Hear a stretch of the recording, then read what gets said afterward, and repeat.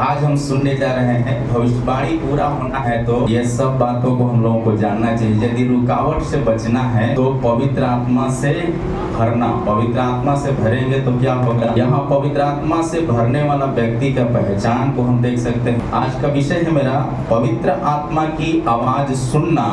इसका मतलब भविष्यवाणी पर पूरा विश्वास करना, भविष्यवाणी पर पूरा विश्वास करना। आज बहुत समय हम लोग क्या है, पवित्र आत्मा का आवाज नहीं सुनने के कारण हमारी भविष्यवाणियां क्या हो जाती है जिंदगी में। पहला तो हम भविष्यवाणी पर विश्वास नहीं कर पाते हैं। दूसरा क्या है, भविष्यवाणी पर विश्वास नहीं करना मतलब यीशु पर विश्वास नहीं करना। यीशु ही भविष्यवाणी है, वचन ही भविष्यवाणी। वचन क्या है, यीशु है। यदि भविष्यवाणी पूरा होना है जीवन में तो हम इस बात को जानना चाहिए, सबसे पहले हमको पूरा रीति से परमेश्वर का वचन पर भरोसा करना, विश्वास करना। और यदि ये है हमारे जीवन में तो 100% है कि हम परमेश्वर का चिन्ह और चमत्कारों को देखेंगे। मतलब ये छोटा छोटा गवाही इसलिए देता है ताकि हमारा विश्वास जो है क्या हो, प्रभु में मजबूती के साथ बढ़ते जाए। हालेलुया। मतलब जो जरूरत है वो ग्रेस के रूप में परमेश्वर देता है। असली इनाम कहाँ मिलेगा, असली इनाम स्वर्ग में मिलेगा। और उस इनाम का चाह रखने वाला व्यक्ति क्या करता है, लगातार परमेश्वर का वचन सुनने के लिए दौड़ता। चंगाई मिलने के लिए सिर्फ नहीं दौड़ना, भूत निकलने के लिए सिर्फ नहीं दौड़ना, टूटा हुआ रिश्ता जोड़ने के लिए सिर्फ नहीं दौड़ना, एक संतान सुख मिलने तक नहीं दौड़ना, बल्कि परमेश्वर का वचन कहता है चाहे दुख हो, सुख हो, परेशानी हो, कष्ट हो तो भी यीशु के साथ साथ चलते रहना। हालेलुया। तब आपको इनाम स्वर्ग में मिल जाए। यहाँ आज इनाम मिला है, शायद आपको कुछ मिला वो भी छीन लिया जाए। जो दिया है शायद कुछ समय के बाद ले लेगा, लेकिन वो कहता है संसार का पाया हुआ इनाम के ऊपर उतना खुश नहीं होना, बल्कि सबसे बड़ा इनाम क्या है जो तुम्हारा पास ये परमेश्वर का वचन मिला, इससे बड़ा इनाम कुछ है नहीं। और यही वचन आपको स्वर्ग में भी सुनने के लिए मिलेगा। हालेलुया। बोलो प्रभु यीशु मसीह की। इसलिए पहला यूहन्ना का पुस्तक 5 अध्याय 14 आयत को पढ़ेंगे। और हमें उसके सामने जो हियाव होता है वह यह है कि यदि हम उसकी इच्छा के अनुसार कुछ मांगते हैं तो हमारी सुनता है। हालेलुया।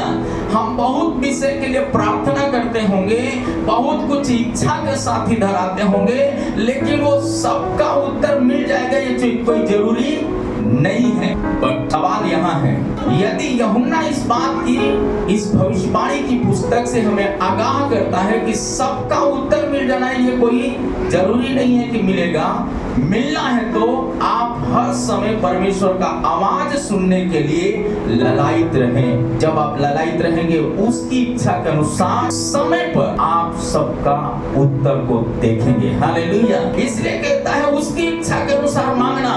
मतलब जब हम मांगते हैं, मान लीजिए बच्चा एक कार मांगता है, छोटा बच्चा है तो उसको कार हम लोग नहीं देंगे। कार देंगे तो हमको मालूम है छोटा है, कहीं गड्ढा में कुदा देगा, गड्ढा में गिरेगा तो गाड़ी तो नष्ट होगा, जिंदगी भी नष्ट हो जाएगा। हम उसको देते क्या है, कार है, एक खिलौना कार है, छोटा कार। वो क्या है, चाबी ऐंठ देंगे, ऐसे रखेंगे तो भागेगा, और उसमें आदमी नहीं बैठ सकता, उसमें आदमी नहीं बैठता। दोनों कार है। हमारा जिंदगी का असली कार क्या है, परमेश्वर का दिया हुआ वचन के अनुसार जीवन बिताना, तभी हम स्वर्ग जा सकते हैं। हमें जो कुछ मिलता है यहाँ ग्रेस रूप में वो असली चीज नहीं है, और जो कुछ भी मिल रहा है आज है कल टूट जाएगा। और असली चीज क्या है, अमरता का चीज। शादी होता है बड़े एंजॉय से, बड़े उत्साह से शादी करते हैं। आए दिन शादी होता है, कुछ लोग अपनी इच्छा से शादी करते हैं, कुछ लोग भाग के शादी करते हैं, कुछ लोग माता पिता की अगुवाई में शादी करते हैं। पर होता क्या है, पल भर को खुशी है, थोड़ा सा दरार पड़ा टूट जाता है। और असली इनाम क्या है, यहाँ जो इनाम मिला उससे बड़ा इनाम, आज एक रिश्ता आपके साथ जोड़ दिया। रिश्ता में ऐसा नहीं है पति पत्नी में लड़ाई नहीं होगा। मसीह शादियों में हम लोग देखते हैं खुल्लम शब्दों से प्रचार किया जाता है, उसमें स्पष्ट तरीका से बताया गया है दो लोगों से झगड़ा नहीं होता। किससे, या तो पति अंधा होगा, पत्नी या तो पति बहरा होगा, पत्नी अंधी होगी, तभी लड़ाई नहीं होगी। इसका मतलब ये नहीं कि हम दोनों अलग रहें, इसका मतलब ये है कि परमेश्वर ने जोड़ा है ताकि मनुष्य या बीमारी या गरीबी या तंगी हमको परमेश्वर का प्रेम से जुदा न करे। पवित्र आत्मा इसीलिए चाहते हैं कि हम अमरता का जीवन पाना है, तो जब तक मृत्यु हमको अलग न करे तब तक हम परमेश्वर का वचन सुनने से और कलीसिया से हम कभी अलग न होने पाए। कलीसिया परिवार को दर्शाते हैं। यदि परिवार से हम अलग हैं तो शैतान हमारे जीवन में काम करता है, विरोध काम करता है, तंगी काम करता है, नफरत काम करता है और हम क्या हो जाते हैं, दोनों आत्महत्या के कगार में चले जाते हैं। बहुत लोग डिप्रेशन में चले जाते हैं। आए दिन शादियों का डिवोर्स होता है। मेरे कलीसिया का कई एक विश्वासी जो जज का जगह में पहुंचे हैं, मैं घमंड करता हूं, हम लोग उस लायक नहीं थे, लेकिन परमेश्वर ने उस योग्य बना डिप्रेशन में जाने वाला परिवार के लिए प्रार्थना किया और प्रभु ने चंगा किया और एक अच्छे पद पर पहुंचा। शायद हम लोग उतना ज्ञानी नहीं होंगे वचन का, उतना हमारे पास विश्वास शायद नहीं होगा, लेकिन एक वचन पर भरोसा करने के द्वारा प्रभु लोगों को भी बचा रहा है, मुझे भी अभी तक पाप में बुराइयों में फंसने से बचाया है। हालेलुया, बोलो प्रभु यीशु मसीह की जय। इसलिए प्रभु का वचन कहता है तुम्हारा जिंदगी में एक बड़ी आशीष होना है तो सबसे बड़ा कर्तव्य प्रभु का इच्छा के अनुसार मांगते रहना। यदि वो मांगेंगे, आज नहीं सुनेगा, कल नहीं सुनेगा, ये कोई जरूरी नहीं है कि सबका उत्तर मिल जाए, लेकिन पवित्रता का साथ जीवन बिताएंगे तो शैतान चाहे आपको कितना भी नीचे गिरा दे तो भी आपको सिंहासन ऊंचा ही करके परमेश्वर रखेगा, क्योंकि एक सिंहासन स्वर्ग में आपका इंतजार कर रहा है। बोलो प्रभु यीशु मसीह की। हम था इस मसीह को ये संसार की कुर्सियों से बढ़कर परमेश्वर की कुर्सी को महत्व दिया। उसकी कुर्सी क्या है? आज्ञा के अनुसार जीवन बिताना। आज्ञा के अनुसार जीवन बिताना, पिता की बात जो होते रहना, पिता की बात जो होते रहना। इसलिए वचन का सुनने वाले, वचन को पढ़ने वाले हम सबके लिए एक चुनौती भरा संदेश है। इस महामारी रूपी दुनिया में, बढ़ रहे आपातकालीन घटनाओं रूपी दुनिया में हम जीवन बिताते हैं, लेकिन ये घटना से बढ़कर मसीह का इतिहास की घटना को याद करते हुए जो हमारे लिए इस मसीह ने किया, उसका गुण को गाते हुए, प्रभु की ओर ताकते हुए, प्रभु के साथ रहने में जीवन बिताते चले। जैसे यीशु मसीह स्वर्ग में जाकर पिता का दाहिने जाकर बैठा है, हम भी उसके साथ रहें। क्या आप चाहते हैं क्या? हालेलुया, जोरदार ताली बजा के परमेश्वर को महिमा दें। इसलिए कहता है कुछ मांगते हो वो हमारी सुनता है। ऐसा नहीं कि बहरा है, कान रहते हुए बहरा है, ऐसा है क्या? पढ़ लीजिएगा, वहां पर वचन लिखा है। भजन संहिता का पुस्तक 115 अध्याय 4 आयत से थोड़ा पढ़िएगा। उन लोगों की मूर्तें सोने चांदी ही की तो है, पर किसके हाथ से बनाई हुई है? मनुष्य को। और हमको और आपको कौन बनाया? क्या मनुष्य बना दिया है माँ के गर्भ में हाथ डाल के? ऐसा है क्या?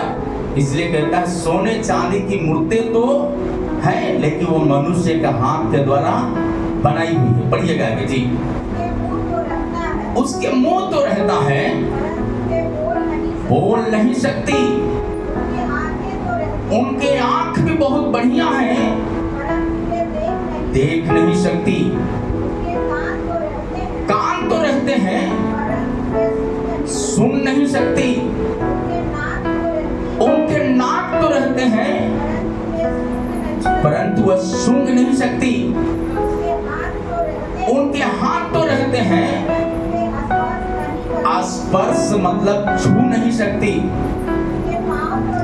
उसके पांव तो रहते हैं, वह चल नहीं सकती। और उनके कंठ से कुछ भी शब्द नहीं निकलते। जैसे वे हैं वैसे ही उसके बनाने वाले हैं। उन पर जो उस पर भरोसा रखते हैं वो क्या हो जाते हैं? वैसे ही हो जाते हैं। मतलब उनको भले बुरे का समझ नहीं आएगा। मतलब क्या है? कुछ भी हो, उनको ये बात से बहुत कोसों दूर रहेंगे सच्चाई से। इसलिए उनको उत्तर नहीं मिल पाता। कारण क्योंकि वो सुनता नहीं, क्योंकि वो इंसान से बनाया गया है, लेकिन हम इसलिए सुनते हैं, हमारा परमेश्वर हमारी सुनता है। हालेलुया, बोलो प्रभु यीशु मसीह की जय। इसलिए प्रभु के वचन कहता है, यूहन्ना ने सुसमाचार 10 अध्याय 27 आयत में बात लिखा, पढ़िएगा जी। मेरी भेड़ें मेरा शब्द सुनती है, मैं उनको जानता हूँ और वो मेरे पीछे पीछे चलती है। भेड़ और बकरी में दोनों में अलग अलग स्वभाव है। भेड़ का स्वभाव क्या है? चरवाहा को देख के ही चलती है, दूसरा चरवाहा आ गया उसके पीछे नहीं जाती। लेकिन बकरी को ऐसा नहीं है, जहां हरियाली मिलेगा तुरंत उधर मुड़ी गाड़ देगा, तुरंत उधर मुड़ी गाड़ देगा। कितना भी पेट भरा हो, कितना भी हरा भोजन मिला हो, कितना भी खाना खा लिया हो, तो भी हरियाली मिलेगा तो क्या करेगा? कभी दाएं मुड़ी डालेगा, कभी बाएं मुड़ी डालेगा। लेकिन वचन कहता है, ना तो दाहिने मुड़ना ना तो बाएं मुड़ना। तो अब जैसे मैं मूसा के साथ रहा, वैसे यहोशू मैं तुम्हारे साथ कब तक? जीवन का अंतिम श्वास तक सदैव तुम्हारे साथ रहूंगा। ये बात यदि हमारे जीवन में भविष्यवाणियां पूरी होना है, तो पवित्र आत्मा का आवाज सुनने वाला व्यक्ति दाएं बाएं नहीं मुड़े। चाहे कितना भी परेशानी आ जाए, कितना भी विपत्ति आ जाए, कितना भी नुकसान उठाना पड़े, तो भी परमेश्वर का आवाज सुनते हुए प्रभु में दौड़ते रहेगा। क्योंकि वचन कहता है, मनुष्य का अपमान क्षमा हो जाएगा, लेकिन पवित्र आत्मा का अपमान क्षमा नहीं होता है। उसको नरक का आग से जलना पड़ेगा, यहां भी जलेगा वहां भी जलेगा। कारण स्वर्ग और नरक दोनों का चाबी किसके हाथ में है? परमेश्वर का हाथ में। तराजू का एक पलड़े नहीं होते, तराजू के 2 पलड़े होते हैं। और यीशु मसीह न्यायाधीश है, उसके पास घूसखोरी नहीं चलेगा। यहाँ का कोई भी न्यायाधीश घूस लेकर सही को गलत ठहरा सकते हैं और गलत को सही ठहरा सकते हैं, लेकिन हमारा परमेश्वर जो हमारे लिए और आपके लिए बलिदान हुआ, सर्वदा आपका पक्षधर बनकर रहने वाला सदा साथ है। इसलिए प्रभु के वचन कहता है, हम जय का जीवन बिताना है तो सबसे बड़ी सवाल है, हम भेड़ हैं तो चरवाहा की आवाज को सुनना। चरवाहा क्या है? अच्छा चरवाहा यीशु मसीह है। अच्छा चरवाहा यीशु मसीह है। और यीशु ने कहा, जैसे पिता ने मुझे भेजा वैसे मैं तुझे भेजता हूं। जो तुम्हारी सुने वो मेरी सुनेगा, जो तुम्हारा नहीं सुनता वो मेरा नहीं सुनता। मतलब परमेश्वर का नहीं सुनता तो किसी और का तो सुनेगा। मेरी पत्नी मेरा बात नहीं सुनेगी तो इसका मतलब किसी ना किसी की तो बात सुन रही। परमेश्वर का वचन कहता है, इसलिए पति पत्नी दोनों एक होकर जीवन बिताते हुए, एक साथ हाथ पकड़ के प्रार्थना करते हुए मसीह में यदि बढ़ते रहेगा, तो इस दुनिया में भी आशीष इससे बढ़कर शायद यहाँ कुछ मिले या न मिले, लेकिन स्वर्ग में सबसे बड़ा मुकुट मिलेगा। प्रभु का वचन कहता है, हम बराबर सुनना। याकूब का पुस्तक 5 अध्याय 16 आयत में पढ़ेंगे तो मिलेगा। इसलिए तुम आपस में एक दूसरे के सामने अपने अपने पापों को मान ले। लड़ाई काम होता है जब हम कहते नहीं हम ठीक है, वो कहता हम ठीक है। तो जो ठीक है वो तो और जिद करेगा, और जो भी ठीक है वो कहेगा कि हम ठीक। वहां परमेश्वर की उपस्थिति नहीं होगा, उपस्थिति क्या होगा? शैतान। और वचन कहता है, जिस पेड़ में फल होता है वो झुक जाता है, वो पत्थर खाने पर तैयार हो जाता है, उसको मूर्ख लोग कहते हैं। ये पागल आदमी है, ये मूर्ख आदमी है। लेकिन उसको ये बात पता नहीं है कि वो मूर्ख नहीं है, दुनिया का सबसे सामर्थी व्यक्ति वही है। पेड़ झुक गया इसका मतलब ये नहीं है कि बच्चा भी हाथ बढ़ा के आम का फल को तोड़ ले रहा है। जैसे अभी आम का सीजन आ रहा है, आम अभी छोटा है तो भी वो पत्थर लाठी खाएगा, फिर बड़ा हो जाएगा उसमें भी पत्थर लाठी खाएगा, और नहीं तो मौसम उसका विरोध हो जाएगा। फिर यह आम थोड़ा बड़ा होकर पक गया तो भी पत्थर और लाठी खाएगा, मौसम विरोध होगा। मतलब क्या है? फिर भी वो गिरेगा। इसका मतलब ये नहीं आम उसका खत्म हो गया, पत्ता झड़ जाएगा, लेकिन आम खत्म नहीं होता, क्योंकि वचन प्रकाशित वाक्य में लिखा है प्रकार का फल फलने वाला है। बोलो प्रभु यीशु मसीह की। आपके अंदर 12 प्रकार का फल लगना। साल में एक दिन वाला मसीह नहीं होना। वचन कहता है हर दिन मसीह जीवन हमें और आपको जीवन जीने की जरूरत है। आपका हर शाम आपका घर में आपका प्रार्थना होना चाहिए, फैमिली प्रार्थना। हर सुबह प्रार्थना होना चाहिए आपके जीवन में। दाऊद 3 बार प्रार्थना किया, शाम, सुबह और दोपहर। तीनों बार प्रार्थना किया तो विरोध में गोलियत ललकारा, लेकिन वो क्या कहता है, तूने मुझे नहीं ललकारा बल्कि मेरे स्वर्गीय पिता को ललकारा है। जिसका कारण क्या हो गया, एक छोटा सा रोड़ा उसके ऊपर भारी पड़ गया। एक छोटा सा रोड़ा जब ऐसे दाऊद उठा के मारा तो क्या हो गया, इस पर लगा, गिरा, चूर हो गया। और रोड़ा क्या है, वचन है। जब आप वचन दाल बनाते हैं, सब्जी बनाते हैं, जितना 1 केजी सब्जी बना रहे हैं तो 1 केजी नमक नहीं डालते, थोड़ा सा नमक डालते हैं। वचन नमक है, हमारा फीका जिंदगी को नमकीन बना देता है, स्वादिष्ट बना देता है। बोलो प्रभु यीशु मसीह की। क्या आप चाहते हैं कि वो स्वादिष्ट मेरा जीवन हो जाए, मेरा परिवार स्वादिष्ट हो जाए, दूसरों के लिए आशीष का कारण बन जाए? यदि हम चाहते हैं तो वचन साफ शब्दों में कहता, एक दूसरे के सामने मान। आगे क्या कहता है, जिससे चंगे हो जाओ। जब आप अपने अपने पापों को मान लेंगे तो आप चंगे हो जाएंगे। मान लीजिए आप मान लिया और नहीं मान रहा तो सोचेगा हम तो बार बार बोलते हैं तो मान ही लेता है। चंगा होना है तो मानना पड़ेगा, मानने की जरूरत हो, हम मानते हुए प्रभु में आगे बढ़े। इसलिए कहता है धर्मी जन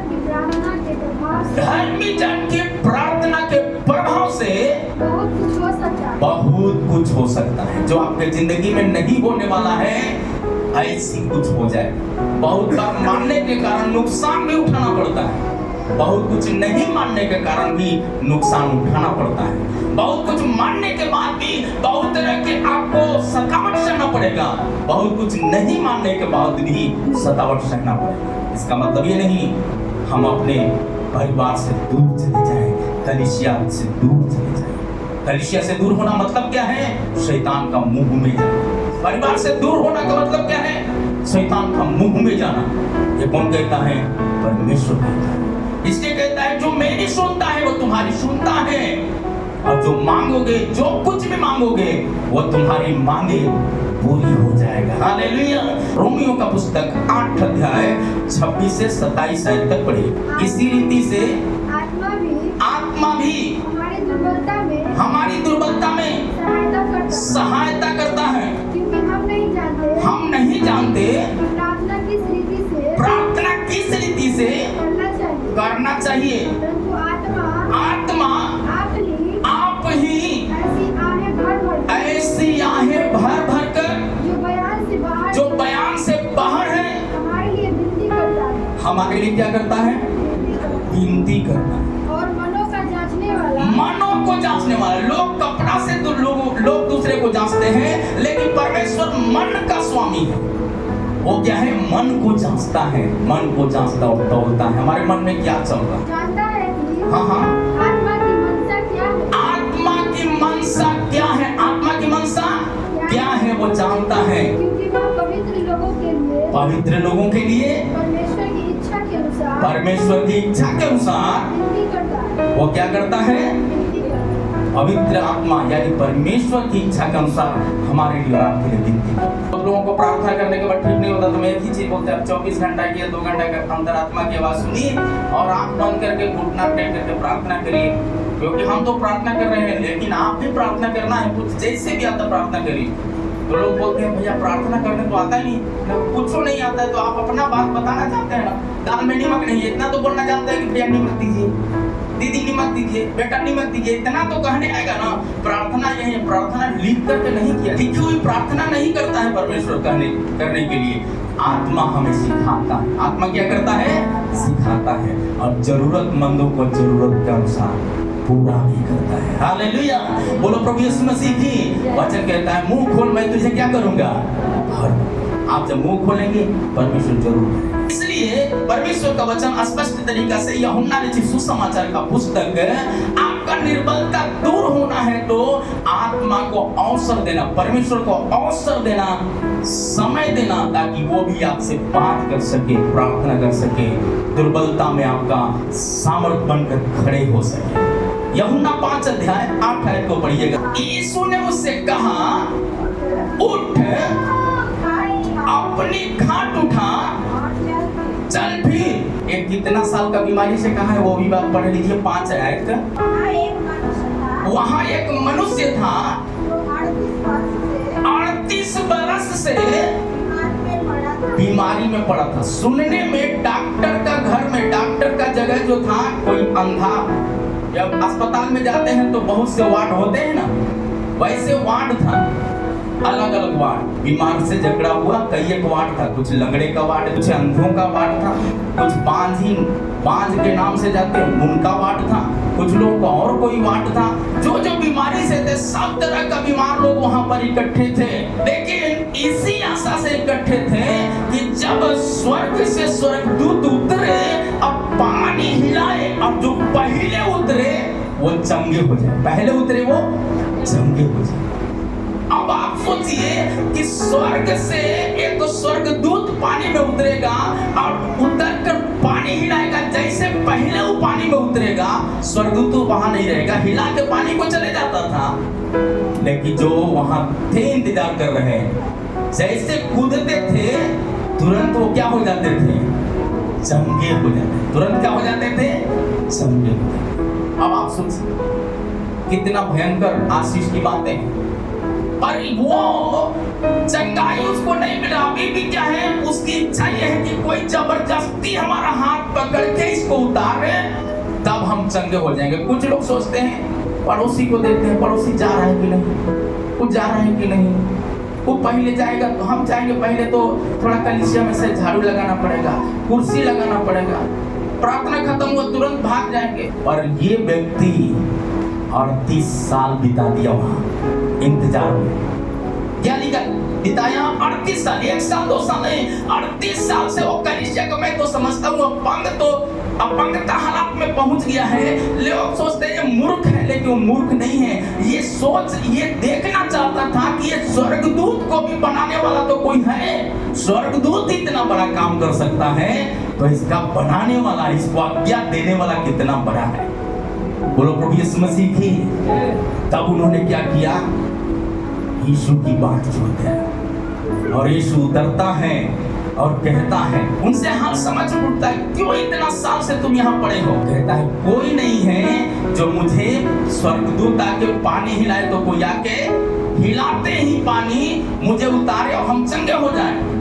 तो उन्होंने कहा, यदि तुम इंतजार करके बैठा है तो मैं कहता हूँ खाट उठाए और उठ। उठ शब्द सुनते ही जिंदगी में इसका उद्धार हो गया। तो कुछ लोग आकर के क्या करते हैं, शास्त्र का ज्ञाता लोग, फरीसी लोग, बुद्धिमान लोग, पढ़े लिखे लोग आकर के इसको रोक रहे हैं। इसकी चंगाई को कोई नहीं पूछ रहा है, परंतु इसको रोक रहा है कि तू 38 साल से बीमारी में पड़ा था, फिर तुम अभी खाट क्यों उठाया? ये तो शब्द के दिन उठाना महापाप है। वो कहता क्या है? 13 और 14 है, इसको पढ़िए तो आपको मिल जाएगा। जी पढ़िएगा, 13-14 है। जो चंगा हो गया था, वहां यीशु नहीं है, जो चंगा हो गया स्वयं वो बात कर रहा है लोगों से, मंडली से बात कर रहा है। चंगा हो गया था, बात कर रहा है, क्या कहता है? वो नहीं जानता था कि वह कौन है, क्योंकि उस जगह में भीड़ होने के कारण यीशु वहां से हट गए। यीशु मसीह भीड़ में नहीं है। भीड़ में मतलब खैनी, बीड़ी, सिगरेट, दारू में नहीं है, पान में नहीं है, गुटखा में नहीं है। वो भीड़ लगाने के लिए है। अभी ट्रेन में यात्रा कर रहे हैं, कोई जानकारी नहीं है, किसी के बारे में उसका नाम नहीं जानते, वो कहाँ पे है, लेकिन झूठों मूठों के यदि आप खैनी हाथ में मलना शुरू किए और ठोकना शुरू करते हैं, तो बगल वाला कहता है, भैया थोड़ा बढ़ा के पढ़ाइएगा। क्यों बोलता है भी? क्या वो अमृत है? क्या स्वर्ग पहुंचाएगा? इंसान को प्रभु अपने स्वरूप, अपने समानता में बनाया, लेकिन एक जानवर है, सुअर है, उसको भी खैनी के खेत में खूंटा गाड़ दो, वो नहीं रहेगा, जबकि वो खुद गंदगी में रहना पसंद करता है। वहां वहां से भागता है तो हम पवित्र लोग परमेश्वर के लिए कितना भागने वाला होना चाहिए। प्रभु का वचन कहता है यहाँ साफ शब्दों में कि ये व्यक्ति क्या किया, ये बात करता है, कहता है 14 है, पढ़िएगा जी। इन बातों के बाद यीशु मसीह को मंदिर में मिला। पहला कहाँ मिला था? वो सारे में मिला, वो सारे में मिला। अभी कहाँ मिल रहा है? दोबारा फिर मंदिर में ही मिलता है। फिर मंदिर में हम किसी को कभी डॉक्टर के पास मिला, कोई रास्ते में ट्रैक्ट मिला, वहां मिला होगा, कोई ट्रेन में मिला, कोई बीमारी अवस्था में था वहां मिला, लेकिन कहीं ना कहीं कोई ना कोई परेशानी से निकला। ये व्यक्ति सड़क जगह में होगा, शायद गलत जगह में होगा, लेकिन यीशु मसीह का मिलने के वास्ते बाट जो होने के कारण क्या किया परमेश्वर ने? स्वयं उतरा। स्वर्गदूत सिर्फ नहीं बल्कि स्वयं परमेश्वर आया, क्योंकि इंतजार कर रहा था कि स्वर्गदूत उतरेगा, ये पानी हिलाएगा। जैसे लोग कूदते मैं भी कूदूंगा, चंगे हो जाऊंगा, वो बाट जो रहा था। लेकिन देखते देखते स्वयं यीशु मसीह आ गया, बात किया, हाथ उठा। दूसरा जब चंगा होकर चल दिया, बैठे था, पड़ा हुआ था, किसी ने नहीं पूछा, लेकिन जब चंगा होकर चला तो सब इसको देख करना शुरू। आप जब चंगे हो जाते हैं, लगातार कलीसिया जाना शुरू करते हैं, वचन पढ़ना शुरू करते हैं, प्रार्थना करना शुरू करते हैं, झगड़ा करते थे उस समय कोई नहीं बोलेगा, गाली बोलते थे कोई नहीं कुछ बोलेगा, लेकिन जब प्रार्थना में जब आगे बढ़ते हैं तो लोग बोलते हैं धर्म परिवर्तन करें। लोग बोलते हैं ईसाई बन गया। कौन सा ईसाई? नाम वही है। पहले खाना बनाते थे, आज भी खाना बना रहे हैं, आज भी खाना खा रहे हैं, कल भी कपड़ा धोते थे, आज भी कपड़ा धो रहे हैं। फिर ईसाई एक ईसाई कहां से बन? परमेश्वर ईसाई नहीं है, परमेश्वर हिंदू बने हैं। परमेश्वर प्रेम है। हालेलुया, बोलो प्रभु यीशु मसीह की जय। वो एक ही है कि वो परमेश्वर प्रेम है और प्रेम के खातिर अपना जिंदगी कुर्बान कर दिया। हम भी भलाई में कुर्बानी भी देना पड़े तो भी, प्रार्थना के लिए कुर्बानी देना पड़े तो भी हम पीछे ना मुड़े। हमारे लिए यीशु मसीह कुर्बान हुआ तब हम यहाँ तक पहुंचे। आप जब कुर्बान होते हैं आपका परिवार और घराना उद्धार पाते हैं। इसका मतलब यही है हम सच्चे परमेश्वर का गवाह बनते हैं। पढ़िएगा करो। इन बातों के बाद वो यीशु को मंदिर में मिला। यीशु को मंदिर में मिला। यीशु ने उसे कहा देख तू चंगा हो गया।